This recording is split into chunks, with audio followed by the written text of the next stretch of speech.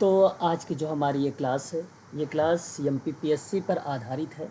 जैसा कि आप सभी को पता है कि मैं 1 to 2 PM जो है आप सभी से बातचीत करता हूँ समाजशास्त्र के टॉपिक पर। यूनिट नंबर 8 के अंतर्गत हम लोगों ने कुछ पॉइंट पर विचार विमर्श कर चुके हैं, जैसे आर्थिक वृद्धि है, कंप्लीट हो चुका है। मानवीय विकास है, कंप्लीट हो चुका है। सामाजिक विकास है, कंप्लीट हो चुका है। आज की जो हमारी ये क्लास है संपोषक विकास है। यूजीसी नेट सोशल वर्क में आप यूनिट नंबर 7 देखेंगे तो यूनिट नंबर 7 का अंतिम पार्ट में आपको संधारणीय विकास करके लिखा हुआ मिलेगा। DSSB, एमपी सेट और एमपीपीएससी के लिए ये बहुत इम्पोर्टेंट टॉपिक है। यहाँ से 2 प्रश्न पूछे जा सकते हैं।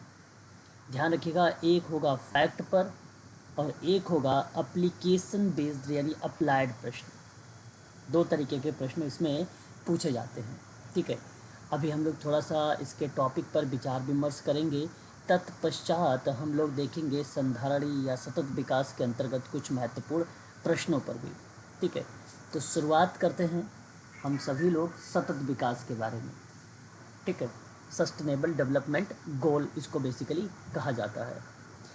देखिए, आप सब भली भांति तरीके से जानते हैं, इसको इन शॉर्ट में SDG बोला जाता है, सस्टेनेबल डेवलपमेंट गोल कहा जाता है जिसको।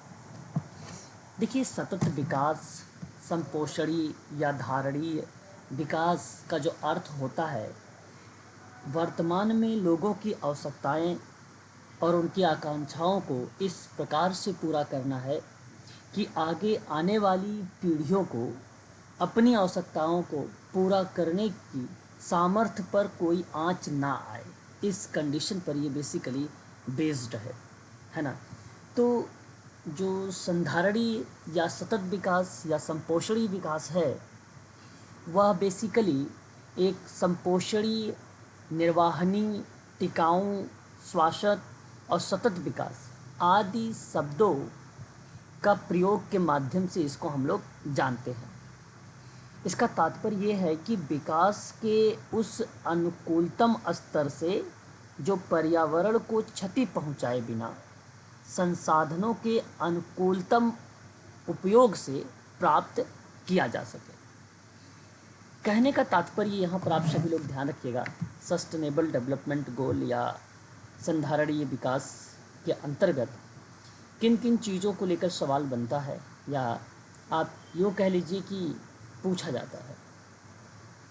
तो इसका एक मीनिंग होता है, उसकी मीनिंग को आप सभी लोग ध्यान में रखिएगा, है ना। परीक्षा में पूछा भी जाता है हम सभी लोगों से।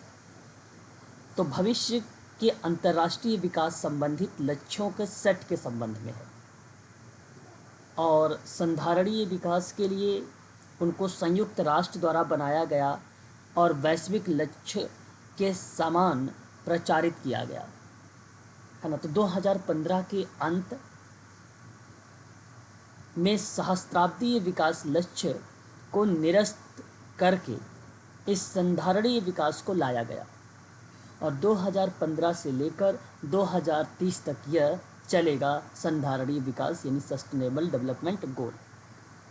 और इन लक्ष्यों के लिए लगभग 17 लक्ष्य और 169 विशिष्ट लक्ष्य जो है रखे गए हैं। तो ज़रा ध्यान से सुनिएगा आप सभी लोग।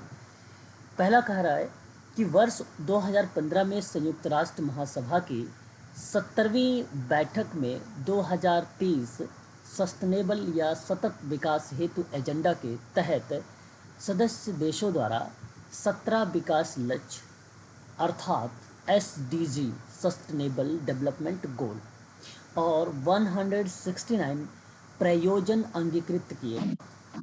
जो 169 आप लोग देख रहे हैं ना, ये बेसिकली विशिष्ट लक्ष्य है। इसी को क्या बोला जाता है? विशिष्ट लक्ष्य बोला जाता है। अच्छा, इससे पहले मिलेनियम डेवलपमेंट गोल चल रहा था, और वो चलाया गया था संयुक्त राष्ट्र संघ के जनरल असेंबली में एक बैठक हुई थी। उस बैठक में ना MDG, जिसको हम लोग मिलेनियम डेवलपमेंट गोल कहते हैं, ये लाया गया था, जो 2000 से लेकर 2015 तक चलाया गया था। 2015 तक ये MDG चलाया गया था। इसमें कुल टोटल कितने लक्ष्य रखे गए थे? 8 लक्ष्य रखे गए थे। कितने लक्ष्य थे? 8 लक्ष्य थे। और इसके अंतर्गत जो एसोसिएटेड टारगेट होता है, जिसको विशिष्ट लक्ष्य कहते हो, तो वहाँ आपके कुल 18 थे। लेकिन इसमें जो है 2015 से 2030 तक वाले में कुल टोटल विशिष्ट जो लक्ष्य रहे हैं, एसोसिएटेड जो टारगेट रहे हैं, 169 रहे हैं। ये बात ध्यान रखिएगा, है ना, परीक्षा में आया हुआ ये सवाल है। अब देखिए क्या है सतत विकास। तो सतत विकास बेसिकली पर्यावरण और विकास पर विश्व आयोग सन 1983 की बात है, 1983। ध्यान से सुनिएगा। इसी के अंतर्गत न बर्टलैंड कमीशन द्वारा जारी रिपोर्ट में सन 1987 में, तो ये एक बर्टलैंड कमीशन अभी आप हम लोग देखेंगे, है ना, बर्टलैंड कमीशन है ये। और ये जो रिपोर्ट जारी किया था, वर्ष पूछेगा तो 1987 रखे। और अगर आपसे पूछेगा कि पर्यावरण और विकास पर जो विश्व आयोग बनाया गया, इसको जब प्रश्न पूछेगा तो आप 1983 बताइएगा। अच्छा, इस वाले जब प्रश्न पूछा जाएगा तो इस ऑप्शन में भी 1987 भी लिखा रहेगा, ठीक है। और यदि मान लीजिए ये वाला प्रश्न पूछा था बर्टलैंड कमीशन, तो भी इसमें 1983 भी लिखा रहेगा, ठीक है। तो ये बातें जो है ध्यान में रखिएगा आप सभी लोग। जब पर्यावरण और विकास के विश्व आयोग की बात करेगा तब आप लोग कहिएगा कि 1983, और जब आपसे कहेगा बर्टलैंड कमीशन द्वारा जारी रिपोर्ट तो आप बताइएगा कि 1987। तो इसके अकॉर्डिंग एक बात कही गई कि आने वाली पीढ़ी की अपनी आवश्यकताओं को पूरा करने की क्षमता से समझौता किए बिना वर्तमान की पीढ़ी की आवश्यकताओं को पूरा करने हेतु विकास ही सतत विकास है ना, सतत विकास है। अब एक बात यहाँ पर आप सभी लोग ध्यान रखिएगा, थोड़ा सा इम्पॉर्टेंट रहेगा हम सब के लिए। जैसा कि सतत विकास की इस अवधारणा में पर्यावरण के अनुरूप विकास के साथ ही संसाधनों की भावी पीढ़ियों के लिए ना बचाए रखने पर ध्यान रखा गया था। तो प्रश्न जब इससे अप्लाइड सवाल पूछा जाएगा SDG से अकॉर्डिंग, तो मैं आप लोगों से एक पॉइंट यहाँ पर मेंशन करना चाहूँगा, और वो पॉइंट रहेगा विकास के साथ, विकास के साथ, नोट करिएगा क्योंकि ये पॉइंट पूछा जा सकता है। विकास के साथ ही संसाधनों, ये ऑप्शन में ज़रूर लिखा रहेगा संसाधनों, ठीक है, ये वाला पॉइंट ज़रूर ध्यान रखिएगा। संसाधनों को भावी पीढ़ी को, भावी पीढ़ियों, भावी पीढ़ियों के लिए बचाए, ठीक है, बचाए रखने पर ही, बचाए रखने पर ही, ठीक है, ध्यान रखा जाता है, ध्यान रखा जाता है, ठीक है। ये बात आप ज़रूर ध्यान रखिएगा इसके संबंध में, काफ़ी इम्पोर्टेंट पॉइंट है। अच्छा, इस शब्द का प्रयोग पहली बार किसने किया था, जानते हैं क्या? इस शब्द का प्रयोग सबसे पहली बार किसने किया था? जहाँ हम लोग सतत विकास की बात कर रहे हैं, तो इस शब्द का पहली बार, ठीक है, ध्यान रखिएगा, पहली बार प्रयोग IUCN, इसका कभी कभी परीक्षा में फुल फॉर्म भी पूछ लेता है। जानते हैं ये क्या है? आप सभी लोग पता है ये क्या है IUCN? ये ना इम्पोर्टेंट है, इसको आप सभी लोग ध्यान रखिएगा। इंटरनेशनल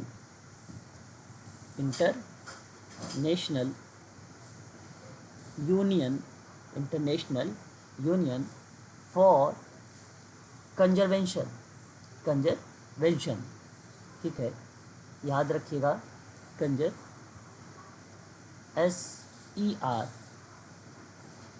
SER, ठीक है, conservation of nature, of nature and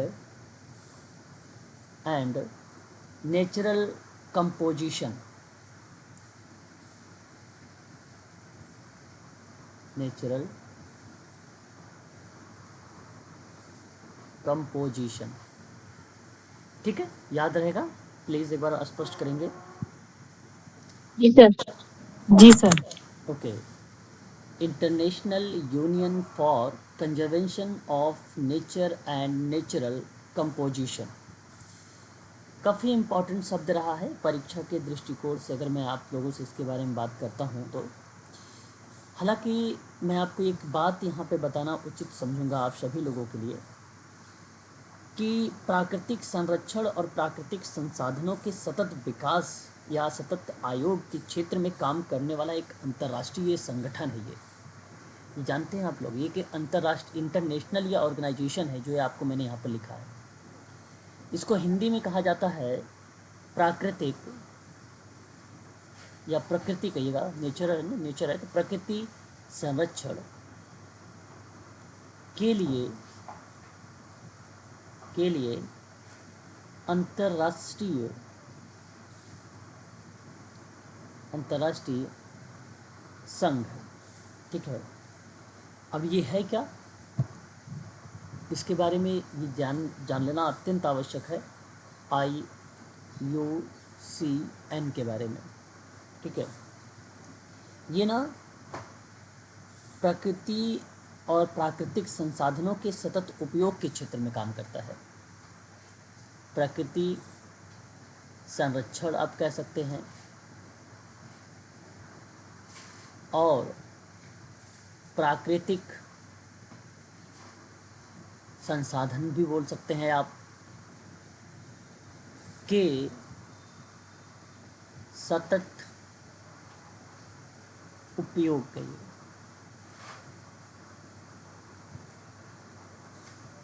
सतत उपयोग, ठीक है, के क्षेत्र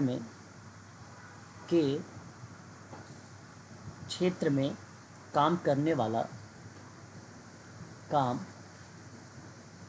वाला एक अंतर्राष्ट्रीय संगठन है, एक अंतर्राष्ट्रीय संगठन है, ठीक है। ये बात आपको ध्यान रखना है। अच्छा, इसकी स्थापना हुई कब थी, इसकी स्थापना कब हुई थी? 1987। 1987। 1987 गलत जवाब है। ये बेसिकली 1987 ना world commission of environment and development पर बात किया था, जो एक कॉमन फ्यूचर नामक रिपोर्ट जारी हुआ था। मैंने IUCN की स्थापना की बात की है, तो मैं आपको बता दूं ये 1948 में हुआ था, 1948 में हुआ था, जो प्राकृतिक दुनिया की स्थिति और इसे सुरक्षित रखने के लिए एक आवश्यक उपायों पर वैश्विक अथॉरिटी बन गया था। 5 अक्टूबर को 1948 में फ्रांस में, अगर हम बात करें कहाँ पे, फ्रांस में, तो इसकी स्थापना की गई थी। प्राकृतिक संरक्षण और जैव विविधता के क्षेत्र में ये काम करता है। इसका मुख्यालय कहाँ पर है? जिनेवा स्विट्जरलैंड में। ग्लैंड स्विट्जरलैंड, ग्लैंड और स्विट्जरलैंड आप यहाँ पर कहेंगे, है ना। ये बात आप ध्यान रखिएगा, ठीक है। इसके अंतर्गत ये जो है भूमिका हम लोगों को देखने को अब मिलती है इसके संबंध में। अच्छा, यहाँ मैं आपको एक बात और बताना उचित समझूंगा कि शुरू में ना इसे बेसिकली प्रकृति संरक्षण के लिए अंतर्राष्ट्रीय संघ कहा जाता था 1948 से लेकर। जिसे इसको बोला क्या जाता था, ध्यान दीजिएगा, इसे शुरू में प्रकृति संरक्षण के लिए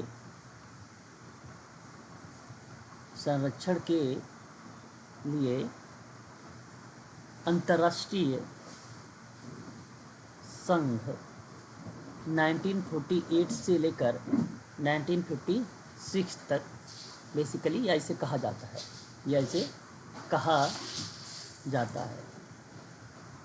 ये ध्यान रखिएगा।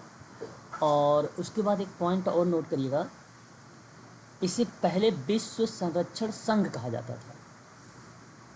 विश्व संरक्षण संघ 1990 से लेकर 2008 के रूप में भी जाना जाता है।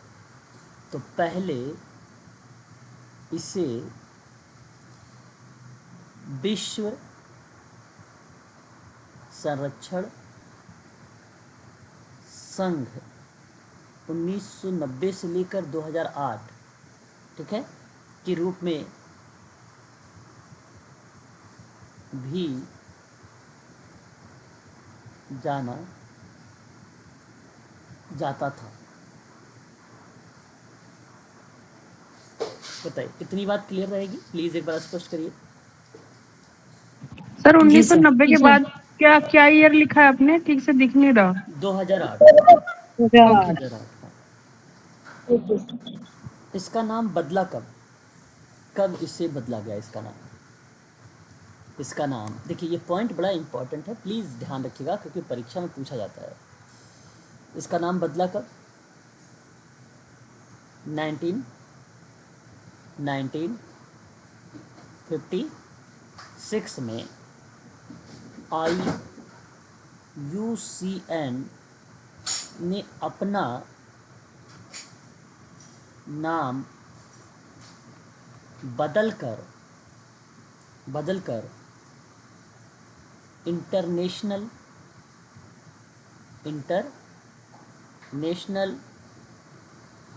Union for conservation of nature and natural resources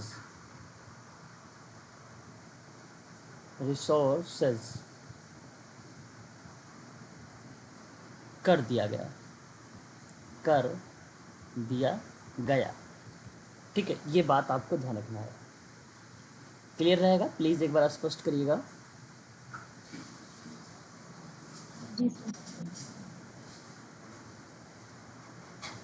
हाँ जी सर। Yes sir. ये बात ध्यान रखिएगा ना। ठीक है, चलिए आगे बढ़ते हैं। उसके बाद देखिए, इसकी स्थापना हुई 1948 में, नाम बदला गया 1956 में। ठीक है, ये दो बातें आपको इसके अंतर्गत ध्यान रखना होगा। IUCN को फोर्ड फाउंडेशन से अनुदान प्राप्त हुआ है। एक फोर्ड फाउंडेशन है, बताऊंगा, इंटरनेशनल वो है, ऑर्गेनाइजेशन है, उससे ना फंड जो है प्राप्त हुआ था।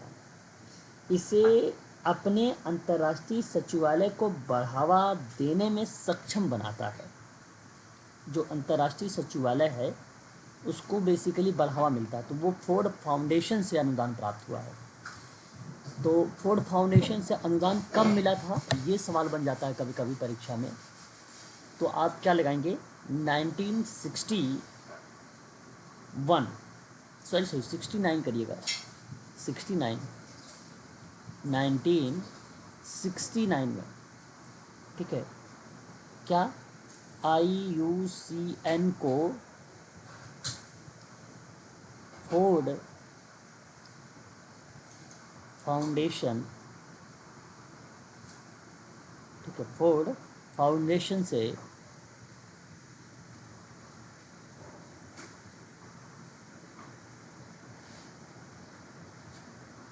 अनुदान प्राप्त हुआ। ठीक है, ये बात आप ध्यान रखिएगा इसके अंदर। ठीक है, वर्तमान में इसका काम क्या है? जलवायु परिवर्तन, परिस्थिति तंत्र, पर्यावरण कानून, वन संरक्षण, लिंग, वैश्विक इत्यादि चीज़ों के बारे में जिक्र करता है। ठीक है, ये तो IUCN ने अपनी रिपोर्ट विश्व संरक्षण नीति में किया था। किसमें किया था? IUCN, बताइए, IUCN पहली बार इस शब्द का प्रयोग किया और इसने अपनी रिपोर्ट, IUCN ने अपनी रिपोर्ट प्लीज़ बताइएगा अपनी रिपोर्ट।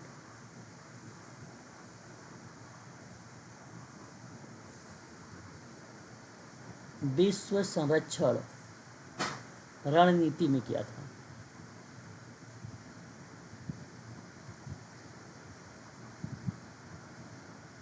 ठीक है, क्लियर रहेगा ये पॉइंट।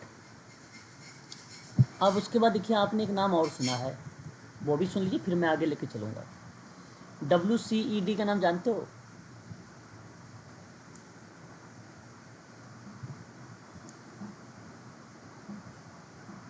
प्लीज़ बताइए, अगर नाम पता है तो प्लीज़ एक बार स्पष्ट करिए। सब नहीं। नहीं पता है, ओके कोई बात नहीं। अब सुनिए, इसको ना वर्ल्ड कमीशन, इसको क्या बोलते हैं? World commission on and development. Commission on involvement and development, हाँ डेवलपमेंट। तो सन 1987 में, कब? 1987 में, ठीक है, world commission on environment and development, ठीक है, ने कॉमन फ्यूचर, ठीक है, नामक रिपोर्ट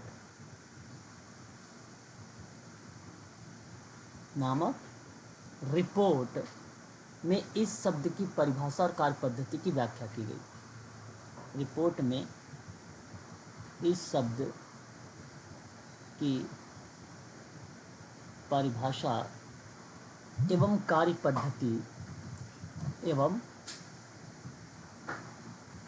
पद्धति ठीक है की व्याख्या की। बस ये पॉइंट ध्यान रखिएगा, ठीक है। इसके अंतर्गत अब देखिए आगे। सर ये रिपोर्ट में इसका क्या लिखा हुआ है, पूरा स्टेटमेंट एक बार रिपीट कर दीजिए प्लीज। कॉमन फ्यूचर नामक रिपोर्ट में इस शब्द की परिभाषा और कार्य पद्धति की व्याख्या की गई, यही लिखा गया है, ठीक है। क्लियर हुआ? बताइए मैडम। जी जी सर। हाँ ठीक है, ये बात ध्यान रखिएगा। अच्छा अब देखिए यहाँ पर तो आगे कहा कि भाई SDG क्यों, तो आपको बताया भी MDGs के बारे में। मिलेनियम डेवलपमेंट गोल की अवधि 2015 में ख़त्म हो गई। पर्यावरण सुरक्षा के साथ मानव विकास हेतु था। फिर सतत विकास लक्ष्य का एजेंडा यानी लक्ष्य 2030 यानी 17 लक्ष्य इसमें शामिल हुए।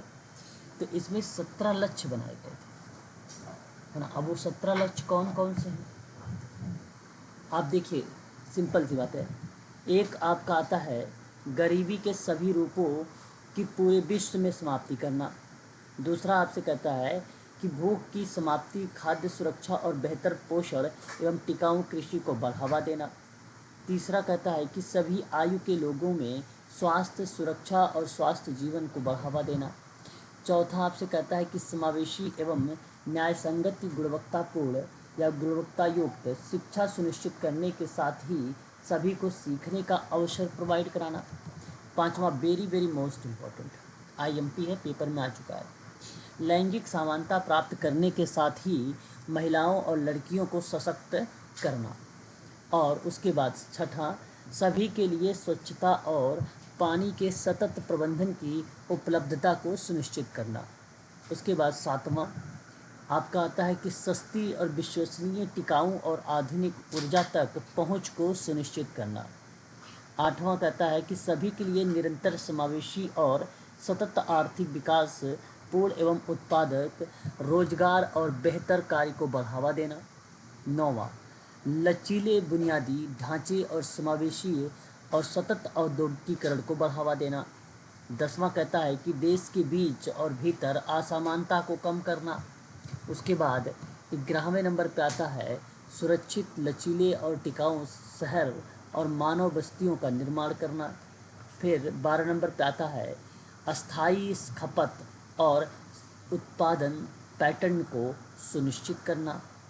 13 नंबर पे आता है जलवायु परिवर्तन और उसके प्रभाव से निपटने के लिए तत्काल क्रिया करना। ठीक है, ये आपका 13वें नंबर पर है। ठीक है, 14वें नंबर पे अस्थायी सतत विकास के लिए महासागरीय समुद्रों और समुद्री संसाधनों का संरक्षण एवं उपयोग करना। 15 नंबर पे आता है सतत उपयोग को बढ़ावा देने वाले स्थलीय पारिस्थितिकीय प्रणालियों, सुरक्षित जंगलों, भूमि संरक्षण और जैव विविधता के बढ़ने और नुकसान को रोक। ये था। उसके बाद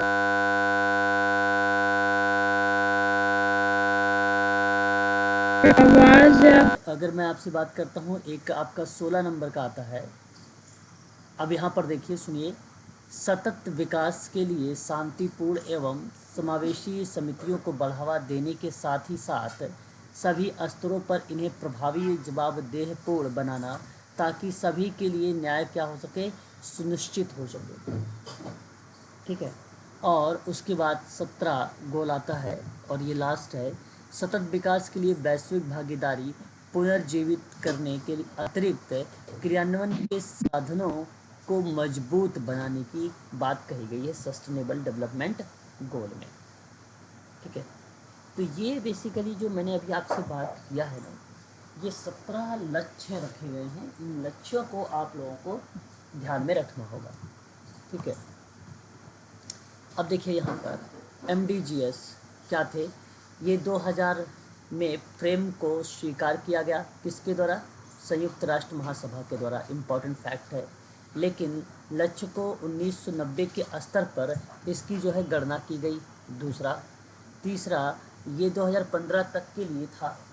इसके अंतर्गत कुल 8 गोल थे और 18 टारगेट्स रखे गए थे। ठीक है, विशिष्ट टारगेट के नाम से जाना जाता है ये। ठीक है, अब देखिए UNDP। अच्छा, ये आपको इसके अंतर्गत इतनी बातें जो है ध्यान में रखना होगा, है ना। तो मैं चाहूँगा कि आप लोग यहाँ पे जो है लगभग 1-2 प्रश्न करें थोड़ा सा, ताकि समझ में आपको आए। अब 1-2 प्रश्न कैसे करेंगे, देखिए पहला प्रश्न आपके सामने है कि धारणीय विकास का तात्पर्य किससे होगा। पर्यावरण को समुचित विकास से होगा कि पर्यावरण की क्षति पहुँचाए बिना संसाधनों का प्रयोग होगा। पर्यावरण को क्षति नहीं पहुँचे इसलिए संसाधनों का प्रयोग नहीं करना होगा। प्राकृतिक संसाधनों का पूर्ण रूप से प्रयोग करना है। बताइए। ऑप्शन बी सर, बी हो जाएगा सर। ऑप्शन नंबर ए होगा इसका। ओके, इस सवाल का सही जवाब होगा ऑप्शन नंबर बी। इस सवाल का सही जवाब जो होगा ऑप्शन नंबर आपका बी करेक्ट होगा, कि सतत विकास का मतलब है कि पर्यावरण को क्षति पहुंचाए बिना संसाधनों का प्रयोग कर लेना है। ठीक है, ये आपका होगा एक। और उसके बाद देखिए, मैंने अभी भी नोट करवाया है, international union for conservation of nature and natural composition ने अपनी किस रिपोर्ट में संधारणीय विकास शब्द का प्रयोग किया था। विश्व संसाधन विश्व संरक्षण पर्यावरण रणनीति। संरक्षण, विश्व पर्यावरण संसाधन रणनीति, विश्व संरक्षण रणनीति। सही जवाब क्या विश्व होगा? संरक्षण रणनीति सर, ऑप्शन डी। हाँ, विश्व संरक्षण रणनीति होगा, यानी ऑप्शन नंबर आपका डी यहाँ पर करेक्ट होगा। उसके बाद क्वेश्चन नंबर देखिए 3 में कि धारणीय विकास के अंतर्गत टिकाऊ विकास का क्या मतलब है। ठीक है, टिकाऊ विकास का क्या मतलब है, तो भावी पीढ़ियों के लिए कुछ भी नहीं छोड़ना, गलत है। संसाधनों की पूरी तरह से संरक्षण करना, गलत है। भावी पीढ़ी के लिए संसाधन और पर्यावरण का बचाव करना, ऑप्शन नंबर सही है। यस ठीक है, ये चीज़ें आपको ध्यान रखना होगा इसके अंतर्गत। अच्छा, एक चीज़ यहाँ मैं आप लोगों से और भी बताना उचित समझूंगा, और मैं चाहूँगा कि इसे भी आप लोग अवश्य ध्यान में रखें। जैसे टिकाऊ विकास बेसिकली भावी पीढ़ियों की आवश्यकताओं को पूर्ति करने के लिए एक समझौता किए बिना पर्यावरणीय पीढ़ी की आवश्यकता को पूरा करता है ना। वर्तमान में यह विकास का एक भूमंडलीय दृष्टिकोण बन गया। आपको बता दें कि इसी में आपसे एक सवाल और आता है, और वो कुछ इस तरीके से बनाया जाएगा आपके सामने कि वर्ष 1992 में क्या हुआ था पृथ्वी सम्मेलन। इस सम्मेलन में जानते हैं क्या घोषित किया गया था? इस सम्मेलन में घोषित किया गया था एजेंडा 21। एजेंडा 21, जिसको आप लोग क्या बोलते हैं? रियो घोषणा, यही ना? रियो घोषणा कहते हो। इनमें ना इसके प्रति पूर्ण समर्थन व्यक्त किया था, लेकिन सन 1900 सन उसके बाद अगर हम बात करें, आता है 2002 के जोहान्सबर्ग, कहाँ? जोहान्सबर्ग सम्मेलन का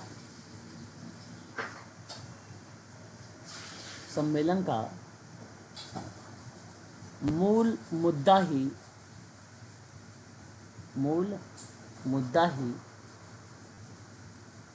सतत विकास है। ठीक है, या संधारणीय विकास था करिएगा, है मत करिएगा, है ना? हाँ, ठीक है। अब देखिए, यहाँ अगर मैं बात करूँ तो वर्ष 1992 के किस पृथ्वी सम्मेलन में एजेंडा 21 की घोषणा की गई थी? Johannesburg, Kyoto, option A, Rio de Janeiro. Number A आपका यहाँ पे करेक्ट जवाब हो जाएगा। ठीक है, वर्ष 1972 में मानव पर्यावरण पर पहला विश्व पर्यावरण का सम्मेलन कहाँ आयोजित किया गया था? Rio de Janeiro. अरे 1972, रियो डी जेनेरियो। यू सर, ऑप्शन नंबर ए इसका। Option B. Option A. अरे भाई बार बार कह रहा हूँ 1972 है। ऑप्शन बी होगा सर इसका। स्टॉकहोम। 1972 में मानव पर्यावरण का पहला विश्व पर्यावरण का सम्मेलन जो आयोजित हुआ था वो स्टॉकहोम में हुआ था ना, सबसे पहला यही था, स्टॉकहोम में किया गया था। ठीक है, ये बात ध्यान रखिएगा। रियो डी जेनेरियो कौन सा है सर? जी, कौन से सन में हुआ था? ब्राजील में? हाँ, ये ब्राजील का पार्ट है, ये रियो डी जेनेरियो। पर्यावरणीय सम्मेलन रियो डी जेनेरियो की अगर हम बात करते हैं, ठीक है, और इस कंडीशन में ये अर्थ समिट की प्रक्रिया में आता है। अर्थ समिट के या आप पृथ्वी सम्मेलन की प्रक्रिया में नाम हमें देखने को मिलता है। ठीक है, तो ये आपका नाम जो है 1972 वाले परिप्रेक्ष्य में आता है। 1972 में UNCED का नाम आता है पृथ्वी सम्मेलन में। ठीक है, रियो डी जेनेरियो सम्मेलन। तो ये 3 जून से लेकर 14 जून के बीच में जो 1992 वाली प्रक्रिया अगर आप लोग सोच रहे हैं यहाँ पर, तो वह बेसिकली ब्राज़ील के रियो डी जेनेरियो में ना अगर हम बात करें तो इन्होंने जो है गोल सतत विकास लक्ष्य पर लेकर काम किया था। इसके अंतर्गत 1992 वाली प्रक्रिया में, ओके सर। हाँ 1992 वाली प्रक्रिया में। और सर स्टॉकहोम वाला ये भी 1972, लेकिन ये पहला विश्व पर्यावरण वाला सम्मेलन है। जी जी, ये पहला रियो डी जेनेरियो की प्रक्रिया में सन 1992 का नाम आता है। यहाँ पे अगर नाम आता है तो किसका आता है? 1992 का नाम आता है। सर क्वेश्चन नंबर 4 में से जी, तो ये तो पृथ्वी सम्मेलन का बेसिकली एजेंडा 21 की घोषणा हुई थी ना 1992 में। हाँ, ये 1992 में पृथ्वी सम्मेलन की एजेंडा 21 का जो है बेसिकली। लेकिन रियो डी जेनेरियो की बात करते हैं, रियो शिखर सम्मेलन बोलते हैं, वो 1992 होता है। ये पर्यावरण और विकास के लिए काम करना था, पर्यावरण और ठीक है, ये 1992 का। ठीक है, एक बार मुझे स्पष्ट बताइए आप लोग। Okay sir. हाँ, कि देखो मैं बताऊँ 1992 में रियो शिखर सम्मेलन में ना 3 घोषणाएं हुई थी। कितनी घोषणा हुई थी रियो डी जेनेरियो में? तो उसमें 3 घोषणा हुई थी। कौन कौन सी 3 घोषणा थी? सर एक तो आपकी आवाज बहुत धीरे आ रही है। आवाज धीमी आ रही है? जी सर। नहीं सर, क्लियर आ रही है। चलो भाई देख लो एक बार आप सभी लोग, वैसे तो कोशिश करो क्योंकि मेरे यहाँ मैंने माइक लगा रखा है, आवाज़ तो पूरी ठीक आ रही है सर आवाज ठीक आ तो, रही है सर, पहले बहुत कम आ रही थी। ठीक आ रही है सर आवाज तो, अच्छा खूब अच्छा तेज आ अच्छा। रही है। चलो ठीक है, अब यहाँ पे ध्यान दीजिएगा। रियो डी जेनेरियो के अंतर्गत 1992 की बात कर रहा हूँ। कुल कितनी घोषणाएं हुई थी? तो 3 घोषणाएं हुई थी। नंबर 1 जो घोषणा हुई थी वो थी पर्यावरण और विकास पर रियो डी जेनेरियो था, और जो दूसरा हुआ था एजेंडा 21, और जो तीसरा हुआ था वन सिद्धांत, वन सिद्धांत हुआ था। ठीक है, ये आपको इसके अंतर्गत ध्यान में रखना होगा, जो मैंने अभी अभी यहाँ पर आप लोगों से जिक्र किया है। ठीक है, सतत विकास के अंतर्गत ये प्रक्रिया हुई है। अब बात यह आती है कि वर्ष 1992 में आयोजित रियो शिखर सम्मेलन का जो परिणाम था, सतत विकास के इसी एजेंडे को फोकस किया गया। ठीक है, जहां 2000 तक लक्ष्य प्राप्त करना रखा गया था, तो इसीलिए 21वीं सदी के कारण के नाम से इसे जाना जाता है एजेंडा 21। तो 1992 में जो क्वेश्चन नंबर 4 है, 1992 वाली प्रक्रिया में हम बात कर रहे हैं, तो वो आपका दर्शाता है जोहान्सबर्ग। क्या दर्शाता है वो वहाँ पर? जोहान्सबर्ग। तो क्वेश्चन नंबर 4 वाले का जवाब जो होगा 1992 में किस पृथ्वी सम्मेलन में एजेंडा 21 की घोषणा हुई थी? तो नहीं, जोहान्सबर्ग नहीं होगा, फिर तो गलत डी होगा सर इसका। ये हाँ। रियो ई डी वाला होगा ना? जेनेरियो होगा। बिल्कुल, ऑप्शन नंबर डी करेक्ट होगा यहाँ पे। क्वेश्चन नंबर 4 का ऑप्शन नंबर डी करेक्ट होगा, इस बात को ध्यान रखिएगा, है ना। एजेंडा 21 होगा। ये तो जोहान्सबर्ग अलग अलग वो है, मतलब एक प्रकार से आप ये कह लीजिए एजेंडा के माध्यम से इसको लाया गया था, है ना। समझ रहे हैं आप? तो जी सर। पृथ्वी सम्मेलन में 1992 शब्द जब आता है उस कंडीशन के दौरान में, है ना, तो आप रियो डी जेनेरियो का नाम लगाएंगे। ठीक है, और पृथ्वी सम्मेलन में जोहान्सबर्ग की अगर हम लोग बात करते हैं, अच्छा मैं इसके बारे में आप लोगों से बात भी करूँगा, है ना। पर्यावरणीय सम्मेलन है ये, और इन सम्मेलनों के बारे में पहले पढ़ा भी चुका हूँ। आने वाले समय में भी आप लोगों को जोहान्सबर्ग के बारे में बताऊँगा, है ना। जोहान्सबर्ग कौन सा सम्मेलन है, और मैं आपसे यही यहाँ पे कहूँगा कि जोहान्सबर्ग की एक घोषणा थी जो 1972 में स्टॉकहोम में मानव पर्यावरण और संयुक्त राष्ट्र सम्मेलन के माध्यम से हुआ था।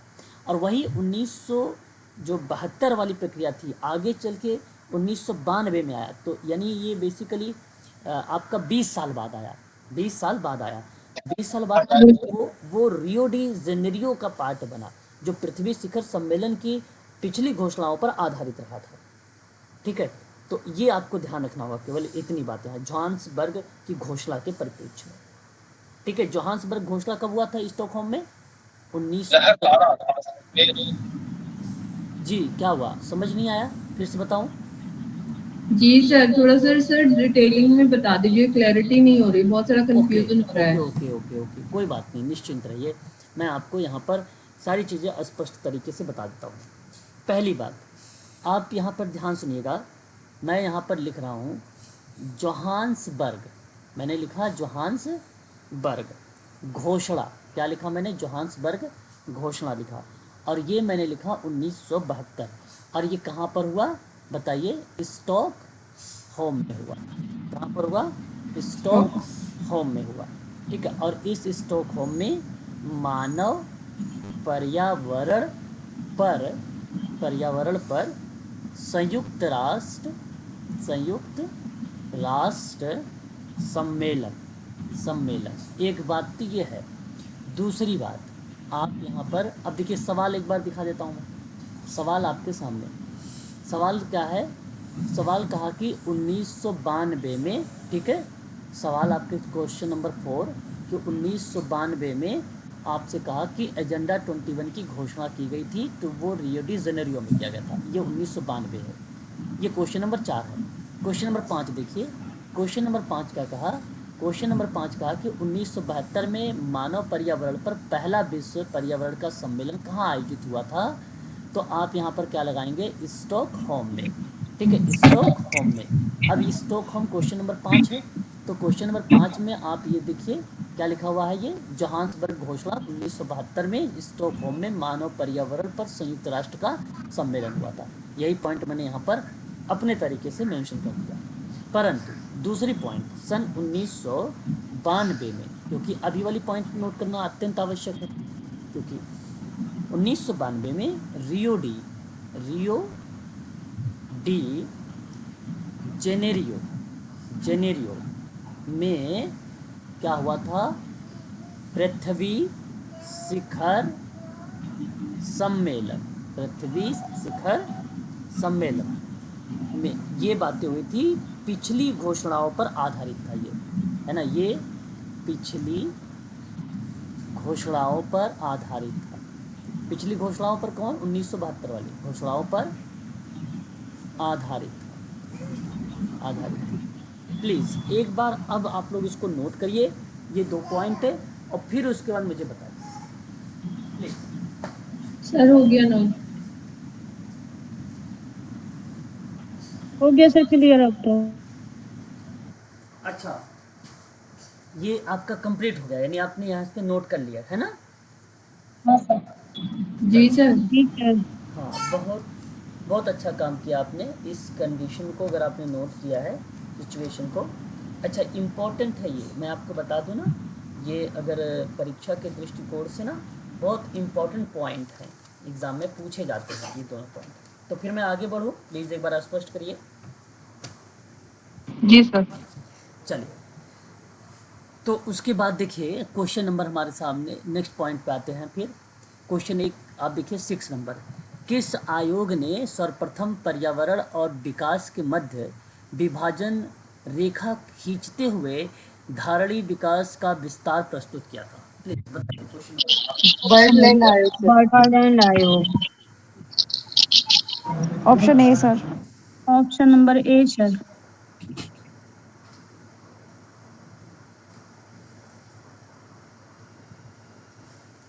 ओके, क्वेश्चन नंबर आपने 6 का जवाब क्या बताया है? ऑप्शन नंबर ए, बर्डलैंड आयोग। हाँ, अगर आपने बर्टलैंड आयोग का नाम बताया है तो आपने सही जवाब दिया है। यहाँ सही जवाब है ऑप्शन नंबर आपका यहाँ पर जो जाएगा वो ए करेक्ट होगा, बर्टलैंड आयोग यहाँ पर जो है सत्य माना जाएगा। ठीक है, देखिए ये बेसिकली जो पर्यावरण के संबंध में आपके यहाँ पे आयोग वगैरह हैं संरक्षण के संबंध में, तो मैं चाहूँगा कि इससे आप ज़रूर ध्यान में रखेंगे, क्योंकि पर्यावरण के संबंध में सवाल हम लोगों से पूछे जाते हैं। मैंने शायद आप लोगों को एक बार इसके संबंध में नोट भी करवाया था, मैंने बताया भी था आप लोगों को, अगर याद आ रहा है तो, पर्यावरण संरक्षण में प्रमुख सम्मेलन, प्रमुख आंदोलन, प्रमुख पुरस्कार, प्रमुख महत्वपूर्ण जो दिवस, सप्ताह, माह आते हैं उसके बारे में। अच्छा, मैं चाहता हूँ कि एक बार आप लोगों का आज यहाँ पे जो है रिवीज़न करवा दूँ फटाफट, ठीक है? फिर मैं आगे आप लोगों को PDF पर भी लेके चलता हूँ। बताइए एक बार आप लोग स्पष्ट करिए, तो क्या मैं इसको रिवीज़न करवा दूँ फटाफट आप लोगों को? जी सर। चलो, ताकि इससे क्या हो, आप लोगों को उन चीज़ों को ना ध्यान में रहेगा आपके, है ना, परीक्षा में जो पूछा जाता है। अब ध्यान से थोड़ा सा सुनिएगा आप लोग। मैंने आपसे क्या बोला? मैंने कहा कि पर्यावरण संरक्षण के बारे में हम लोग देखेंगे। अब पर्यावरण संरक्षण में क्या क्या देखेंगे, इन्हीं को हम लोग थोड़ा सा ध्यान में रखेंगे। 1 नंबर का सवाल तो ये आता है MPPSC में, बेसिकली आप 4 नंबर कह लीजिए, एक प्रश्न अगर आता है। अब मैं आपको बता दूं कि सन 1970 में, कब? 1970 में UN एक रिपोर्ट जारी किया। एक क्या किया? रिपोर्ट जारी किया। कब जारी किया? 1970 में। किसको लेकर जारी किया था रिपोर्ट? पर्यावरण संरक्षण को लेकर, ये बात ध्यान रखिएगा। लेकिन यही प्रक्रिया आगे बढ़ी 2 साल बाद, आपसे अगर हम बात करते हैं, यानी स्वीडन में। कहाँ पर? स्वीडन में। स्वीडन ने स्टॉकहोम सम्मेलन किया एक। स्वीडन में अगर हम बात करें, स्वीडन ने क्या किया? स्टॉकहोम में एक सम्मेलन रखा। अब इनके अंतर्गत 2-3 बातें नोट करिएगा। है ना। 2-3 बातें कौन कौन सी होंगी उसको नोट करिएगा। जैसे अगर मैं आपसे कहूँ तो इसमें ना सबसे पहला, इस स्टॉकहोम सम्मेलन का मुखिया कौन था? मुखिया कौन था? मुखिया कौन था? संयुक्त राष्ट्र था, यूएन। यूएन। मुखिया यूएन था। कहाँ पर हुआ था स्टॉकहोम सम्मेलन? स्वीडन में हुआ था। स्वीडन। ओके, ये कब से कब शुरू हुआ था? 5 जून से 16 जून की जून 1972 टू। तक 2 तक चला था। कुल कितने देश इसके सदस्य रहे थे? 119 देश सदस्य शामिल थे इसमें। और उद्देश्य क्या था इसका?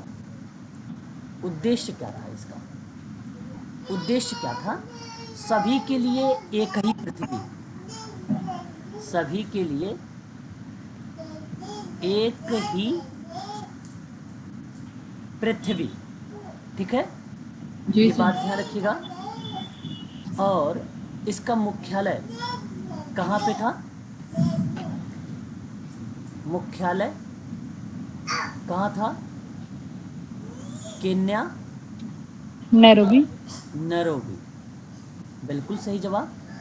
मानव के द्वारा किया गया प्रथम सम्मेलन कौन सा है? मानव के द्वारा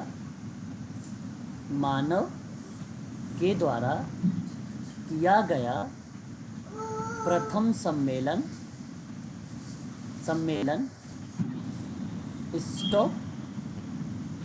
स्टॉकहोम सम्मेलन।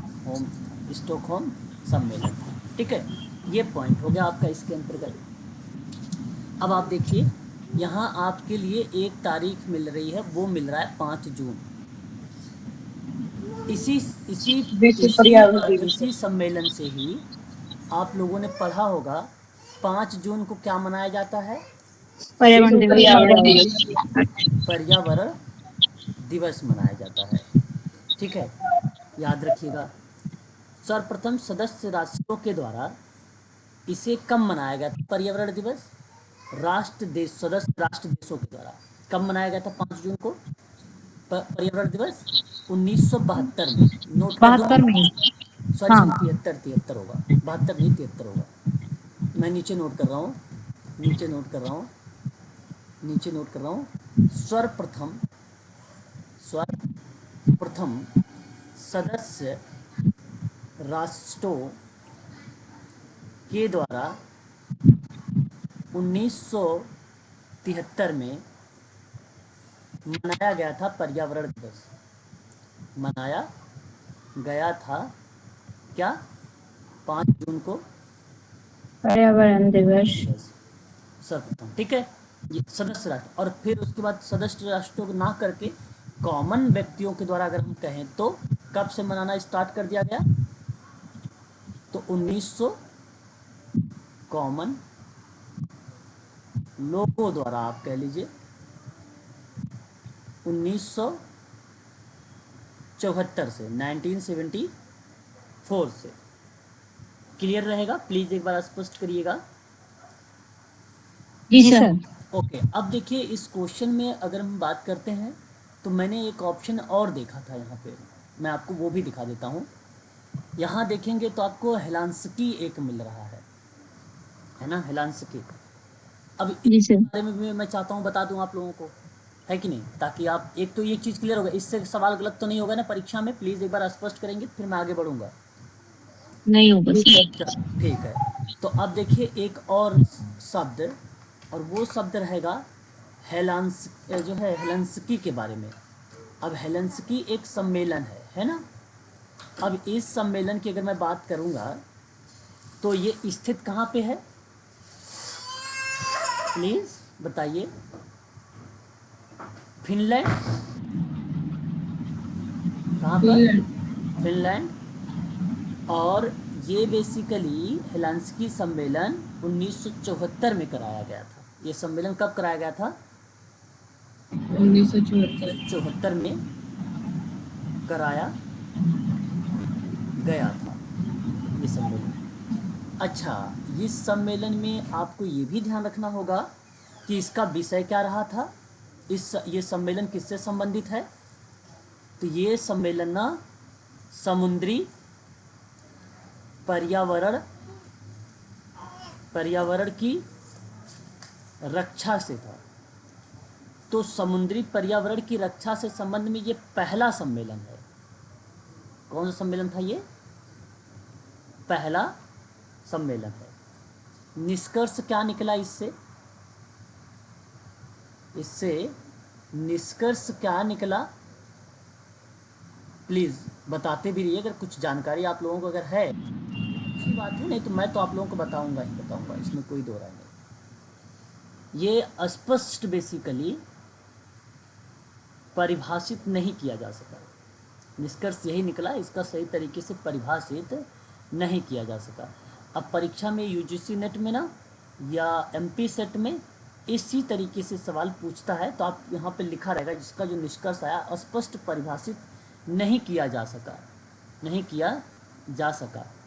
ये बात ध्यान रखिएगा। किसको? विषय जो रखा गया था समुद्री पर्यावरण की रक्षा को लेकर, है ना, इसकी सही तरीके से बातचीत नहीं हो पाई। लेकिन इसके बाद आपको बताऊं, एक सम्मेलन और हुआ था। वो सम्मेलन था लंदन सम्मेलन कहाँ पे हुआ था? सर इसे सेकंड सम्मेलन बोलेंगे ना? कौन सा? सेकंड किस परिप्रेक्ष्य में सेकंड आप बोलोगे? पर्यावरण के। अच्छा, पर्यावरण के परिप्रेक्ष्य में बोलोगे तो आप बिल्कुल बोल सकते हो पर्यावरण के। अब मानव, देखो बेसिकली क्या है कि ये जो आपने अभी किया है कि फर्स्ट सेकंड वाला, ये क्रम फर्स्ट सेकंड नहीं। हाँ, लेकिन हाँ आप ये कह सकते हैं कि भाई आप 1972 में वो आया तो 74 में यही आया है। बिल्कुल बात सत्य है, वहाँ पे ये बात करेक्ट है, ये क्रम। लेकिन इस तरीके से सवाल नहीं बनेगा, ये कोई लॉजिक नहीं है कि ये फर्स्ट है सेकंड है। हाँ, ये जरूर लॉजिक बन सकता है इसमें कि अगर हम आपसे कहें कि मानव के द्वारा किया गया प्रथम सम्मेलन कौन सा था, तो वो स्टॉकहोम था, जो बेसिकली सभी के लिए एक ही पृथ्वी है इसकी बात की। लेकिन जो अभी मैंने बताया हेलेंस्की के लिए ये समुद्री पर्यावरण की रक्षा के लिए था, लेकिन ये पहला सम्मेलन था। ये भी अब ये समुद्र से संबंधित था तो पहला था, क्योंकि अभी देखिए दूसरा जो ये लंदन वाला सम्मेलन में पढ़ रहा हूँ, ये दूसरा सम्मेलन है जो समुद्र से संबंधित है, दूसरा। तो ये यूके में हुआ था, और ये कब हुआ था? तो 1975 में हुआ था। अब इसका विषय जो बेसिकली रखा गया था, ये रखा गया था समुद्री कचरे का निस्तारण समझते हो? निस्तारण, प्लीज बताइए। समुद्री कचरे का निस्तारण। आवाज नहीं जा रही क्या मेरी? बताइए। अभी आ रही है। आवाज क्लियर है ना? जी सर। ओके सर उसका निपटारा कैसे किया जाए? हाँ, निस्तारण का मतलब एक प्रकार से उसकी साफ सफाई पर फोकस किया गया होगा, है ना? उसमें निस्तारण करने के बारे में बात किया गया। तो ये चीज़ें इसके अंतर्गत थी, ठीक है। अच्छा, अभी बात समाप्त नहीं हुई है, ये आप क्रम में अपनी कॉपी पर लिखते जाइएगा प्लीज। Ji sir. बाद एक आता है वियना सम्मेलन। क्या आता है? वियना सम्मेलन। और ये आता है आपका, ये हुआ था सन 1985 में। कहाँ पर हुआ था ये हुआ था ऑस्ट्रिया में। कहाँ पे हुआ था? ऑस्ट्रिया में। अच्छा, ये ऑस्ट्रिया में जब हुआ, आयोजित किया गया, तो इसका मुख्य उद्देश्य क्या रहा, है ना? मतलब आप यहाँ पे क्या कर लीजिए, विषय कह लीजिए, है ना? और विषय इसका बनेगा क्या? ओजोन परत संरक्षण। तो ओजोन परत संरक्षण का ये कौन सा सम्मेलन था? पहला सम्मेलन था, ठीक है। लेकिन लंदन सम्मेलन जो समुद्री के संबंध में था, तो वो दूसरा था, लंदन वाला, ठीक है। ये बात ध्यान रखिएगा। अच्छा, ये जो देख रहे हो आप लोग ना, वियना सम्मेलन में यहाँ ओजोन परत संरक्षण से संबंधित था। एक प्रश्न परीक्षा में हम लोगों से पूछा ही जाता है कि समताप मंडल में, ठीक है, ओजोन कितना % है? तो आप नोट करिएगा, समताप में 90% ओजोन है, है ना। और 10% कहाँ पर है? 10% झोग आयन मंडल आयन मंडल झोग मंडल आयन मंडल, सौर मंडल। 10% है। ठीक है, एक नोट पॉइंट करिएगा, दक्षिण गोलार्ध में ओजोन में सबसे ज़्यादा क्षति हुई थी, छिद्र हो गया था। पता है, आप लोग न्यूज वगैरह पढ़े हो? अक्षांश का महाद्वीप में हुआ था सर। अरे भाई, वही तो मैं बता रहा हूँ, दक्षिण गोलार्ध का ही। हाँ जी सर। दक्षिण गोलार्ध, आप जानते हो ना दक्षिण गोलार्ध? हाँ जी सर। कितने कितने महाद्वीप है बताइए? कुल कितने महाद्वीप हैं? 7 से 7 महाद्वीप हैं। सात से तकलीफ है। हाँ, अगर आप 7 महाद्वीप जानते हैं तो बड़ी अच्छी बात है, जिसमें आप लोगों ने नाम सुना होगा अंटार्कटिका का नाम। जी सर। जैसे किसी बच्चे ने भी कहा है कि सर गोलार्ध में हुआ था, तो दक्षिण गोलार्ध वाली प्रक्रिया वही आती है ना, है कि नहीं? ज़्यादा बेसिकली क्या हुआ वहाँ पे बताइए? क्षति हुई। तो परीक्षा में ना, हाँ, परीक्षा में ये दक्षिण गोलार्ध आया हुआ है, इसलिए मैंने यहाँ पर मेंशन कर रखा है आप लोगों को, इसलिए नोट भी कर दिया। ये वनडे एग्जाम बैंक में पूछा जा चुका है। अच्छा, जरा मेरा एक सिंपल सवाल है, वायुमंडल में कुल कितनी परतें हैं? प्लीज़ एक बार स्पष्ट करिए, क्योंकि ये पेपर में 5 आता है। कितने? 5 5। नंबर 1 5 है सर। सोममंडल, नंबर 2 मंडल, समताप मंडल, मंडल, नंबर 3 मंडल, मध्य मध्य मंडल, मंडल, मध्य नंबर मंडल, 4 आयन मंडल, आयन मंडल, आयन मंडल, बाह्य मंडल, और नंबर बाह्य 5 मंडल, है बहिर्मंडल, या बाह्य आप कह मंडल। लीजिए वायुमंडल, है ना। बहिर्मंडल या वायुमंडल, ठीक है। अब ओजोन परत है कहाँ पे? समताप मंडल में, स्ट्रेटोस्फीयर में। हाँ, इसी को कहेंगे, यहीं पर है तुम्हारा ओजोन परत। ठीक है, ये बात ध्यान रखिएगा। अच्छा, आगे भी पॉइंट को हम नोट करेंगे, क्योंकि यहाँ से मुझे काफ़ी चीज़ें याद आ रही हैं, तो मैं चाहता हूँ कि आप लोग भी लिखते चलिए साथ ही साथ। CFC गैस का नाम सुना होगा आप लोगों ने, पूरा नाम बताइए। जी सर। CFC के बारे में। Okay, chlorofluorocarbon. Chlorofluorocarbon gas, carbon gas ozone को ज़्यादा नुकसान पहुंचाती है ना। ये बात आप ध्यान रखिएगा, ठीक है, इम्पोर्टेंट रहेगा। अच्छा, मैं आपको एक बात, इसका निष्कर्ष बताना चाहूँगा। इसका निष्कर्ष बेसिकली है क्या, तो ध्यान से सुनिएगा। सभी गैसों के वैकल्पिक अल्टरनेट स्रोतों को खोजना चाहिए। सन 1988 में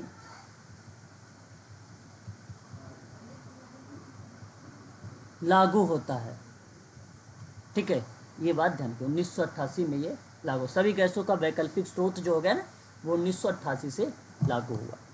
तो ये एक इम्पॉर्टेंट तथ्य रहेगा। मैं एक और आपको सम्मेलन बताना चाहूँगा। आप लोगों ने नाम सुना होगा, सभी लोगों ने, मॉन्ट्रियल प्रोटोकॉल। हाँ, किसी बच्चे ने अभी एक और याद दिलाया यहाँ पे, इसे हम लोग क्या बोलते हैं? मॉन्ट्रियो प्रोटोकॉल। प्रोटोकॉल भी इसे कहते हैं, ठीक है, बिल्कुल, बहुत बढ़िया। अब 1987। आप सभी को मालूम होगा, ये बेसिकली कहाँ पर हुआ था? तो ये हुआ था आपका कनाडा में। और कनाडा। कब हुआ था? 1987 में हुआ था। अब बात आती है इसके विषय के बारे में, तो विषय आपको पता होना चाहिए। ओजोन परत संरक्षण। ओजोन परत संरक्षण। संरक्षण से था। अच्छा, ये बात आप लोगों को ध्यान रखना है। ओजोन पर प्रथम अंतर्राष्ट्रीय सम्मेलन, ओजोन पर प्रथम अंतर्राष्ट्रीय सम्मेलन, देखो अभी ऊपर वाला जो था, मैंने अभी आपको बताया ओजोन परत संरक्षण का पहला सम्मेलन हुआ था, ठीक है। और ओजोन पर प्रथम अंतर्राष्ट्रीय सम्मेलन कौन सा हुआ था? ये अंतर्राष्ट्रीय सम्मेलन है, प्रथम अंतरराष्ट्रीय सम्मेलन था ये। ठीक है, याद रहेगा ये वाली लाइन। सर हाँ, ऊपर मैंने भी ओजोन परत संरक्षण का पहला सम्मेलन बताया था, जो वियना सम्मेलन बताया था। मॉन्ट्रियल जो प्रोटोकॉल सम्मेलन आप कह रहे हैं यहाँ पे, ये ओजोन पर प्रथम अंतर्राष्ट्रीय सम्मेलन है ना, ये बात ध्यान रखिएगा। उसके बाद आपको एक और सम्मेलन बताता हूँ। वो सम्मेलन होगा आपका टोरंटो। सर ये कब हुआ था ओजोन वाला अंतर्राष्ट्रीय सम्मेलन? 87 1987 में। ठीक है सर। हाँ, एक हुआ था टोरंटो सम्मेलन, आपने नाम इसके बारे में भी सुना होगा। और ये सम्मेलन कहाँ हुआ था? कनाडा में। कब हुआ था? 1988 को। विषय इसका क्या था? कार्बन उत्सर्जन को कम करना। हाँ, कम करने के लिए। तो बेसिकली इसका प्रभाव क्या हुआ? मैं चाहूँगा कि प्रभाव बड़ा इम्पोर्टेंट है, परीक्षा में प्रभाव आता है इस तरह से। तो मैं आपसे ये बताना उचित समझूंगा कि कार्बन उत्सर्जन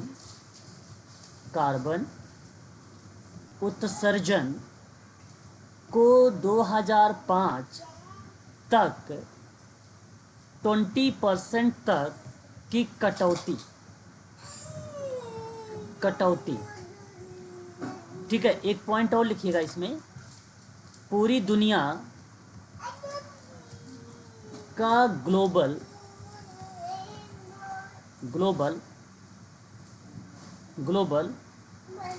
वार्मिंग को कम करने के लिए ध्यान आकर्षित या आकर्षण करने वाला ग्लोबल वार्मिंग, मतलब ये जो कार्बन उत्सर्जन था, ध्यान आकर्षित कर रहा था इसके संबंध में। और ग्रीन हाउस गैस क्या थी वहाँ पे? Green house gas. ठीक है, तो ग्रीन हाउस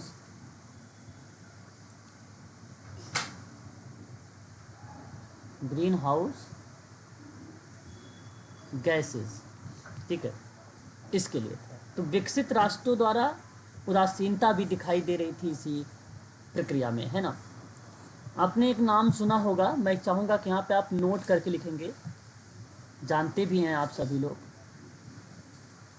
2 से 3 दिसंबर सन 1984 1984 आपने नाम सुना है एमपी भोपाल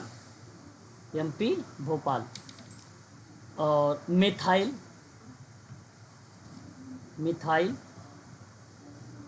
आइसोसाइनाइड, है ना, है ना, गैस का रिसाव,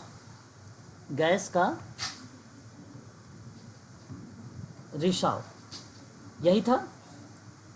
अच्छा, बेसिकली अगर हम बात करते हैं इसी प्रक्रिया में, तो आपने पर्यावरण संरक्षण अधिनियम तत्कालिक कारण से बेसिकली लागू किया गया था इसी परिप्रेक्ष्य में। ठीक है, पर्यावरण संरक्षण एक्ट जो है लागू किया गया था जब ये घटना घटित हुई थी, तत्कालिक कारण से। यह भारत सरकार के द्वारा लागू किया गया था और आपको मालूम होगा 1986 ईस्वी में पर्यावरण नियमों के दायरे में इसके अंतर्गत उद्योग धंधे को लगाया जाएगा। पर्यावरण संरक्षण के लिए सरकार ने योजना भी इसी सम्मेलन के दौरान शुरू भी किया था, है कि नहीं? क्लियर है? बताइए प्लीज, एक बार बताइए। हेलो, आवाज जा रही कि नहीं जा रही है?